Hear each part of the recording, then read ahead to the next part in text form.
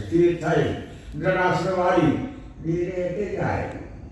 એમ કહેવાય છે કે જે પ્રસાદ કરવી છે એની મનોવૃત્તિ કેવી હોય?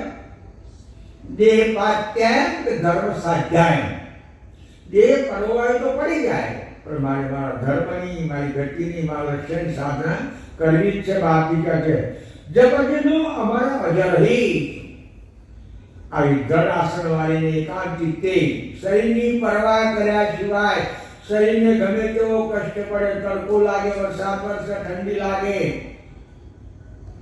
આ શિયાળાની ઠંડી આવતી હશે ત્યારે મારા રઘુરામ મહારાજ જેકેટ પહેરતા હશે, સ્વેટર પહેરતા હશે?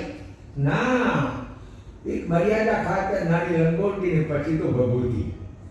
લંગોટી ને ભભૂતિ સિવાય શિયાળામાં જેકેટ નતા કરતા, ઉનાળામાં પંખો નતા ચાલવા કરતા, અને એમ કહું તો મહા ક્ષત્રિય ચાલતા હોય. આ એક ઉગ્ર તપસ્યા હતી.